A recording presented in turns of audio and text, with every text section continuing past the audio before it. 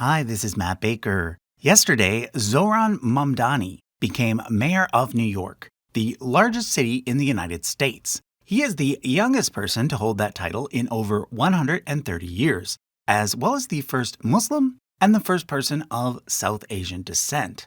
He is not, however, the first socialist. That distinction goes to David Dinkins, New York's first black mayor, who served from 1990 to 93.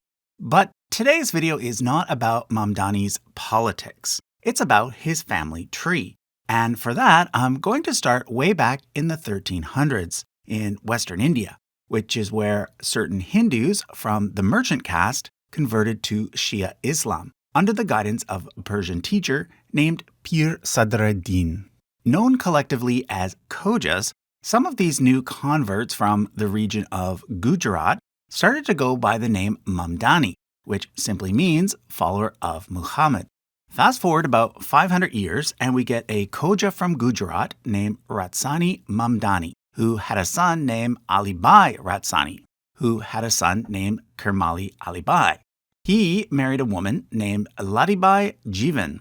According to family lore, Ladibai came from a very wealthy family. In fact, it is said that they were so wealthy that if a traveler stopped by their house, even the horse was given water in a golden vessel. As the story goes, 7 different men asked for Ladibai's hand in marriage. 6 were from equally rich families, but in the end, her family rejected these and instead arranged for her to marry the 7th man, Kermali, who was but a poor scholar. However, like most Khojas, he was also a businessman. So, after the wedding, the couple moved to Dar es Salaam in what was then German East Africa to run a business. There, they had 3 children, but unfortunately, during the Spanish flu of 1918, all 3 children died, and the couple, greatly saddened, returned to India. According to another family story, once back in India, they happened to meet a sadhu who said to them, "You are sad today, but don't cry. You will return across the oceans and will have a daughter within a year, and then 3 sons. If this comes true, give me a set of clothes." Well, what do you know? They did return to Dar es Salaam, now under British control, and had first their daughter Fatma, and then 3 sons, Muhammad, Al-Rakhia, and Yusuf. Therefore, Yusuf, who is Zoran Mamdani's grandfather, grew up in what is now Tanzania. But you see, his family was not the only Khoja family living in East Africa. By the 1940s, the Khoja community there numbered in the thousands, and thus it was in Africa that Yusuf met and married a fellow Khoja named Kulsum Panju. Initially, the couple lived in Dar es Salaam, where Yusuf worked at a cotton factory. However, when his boss asked him to falsify weights, he refused and was subsequently fired. At this point, the couple, now with 2 children, Abbas and Musama, decided to move to Uganda, where they settled in the capital city of Kampala. Yusuf ran several businesses there, but also wrote poetry, helped publish a literary magazine, and became a leader within the Khoja community. It was in Uganda that Mahmoud, Zoran's father, was raised. Anis went on to become a businessman, Masuma a public health specialist, and Mahmoud an academic specializing in African studies. You see, he was one of the individuals chosen in the Kennedy Airlift program, in which JFK helped bring hundreds of promising East African students to the United States. After arriving in the U.S., Mahmoud became involved in the U.S. Civil Rights Movement, and then went on to get his PhD from Harvard. After this, he returned to Africa and worked at several universities there, during which time he met and married his wife, Mira Nair. Their only child, Zoran, was born shortly thereafter in Uganda in 1991.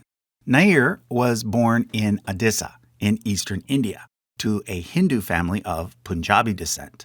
In 1976, she got a scholarship to Harvard, where she ended up studying filmmaking. There, she met and married her first husband, Jewish photographer Mitch Epstein, who she later divorced in 1989. She went on to become a famous filmmaker, directing such films as Mississippi Masala, starring Denzel Washington, and Vanity Fair, starring Reese Witherspoon. She was even asked to direct one of the Harry Potter movies, but turned it down to direct The Namesake instead, starring Kal Penn. It was while doing research for Mississippi Masala that Nair met Mahmoud Mamdani. You see, the film starts with the expulsion of South Asians from Uganda by Idi Amin in 1972, an event that impacted the Mamdani family. So, Zoran spent his initial years in Africa, first in Uganda and then in South Africa. However, at age 7, his family moved to New York City, where his father got a job at Columbia University, and where his mother continued making films. He went on to get a BA in Africana Studies from Bowdoin College in Maine, and then after that he returned to New York, where he got into making music, and where he also started to get involved in local politics.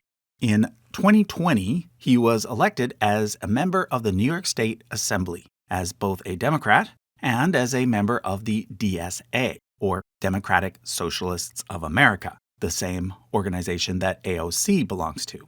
In 2021, he met his future wife, Rama Duwaji, on Hinge.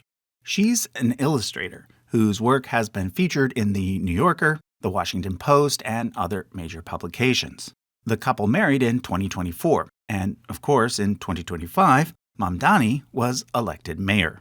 Okay, so that was a look at the family tree of Zoran Mamdani. This year, I'm aiming to do more short videos like this, alongside my usual longer videos. So if you have any ideas for topics, let me know in the comments.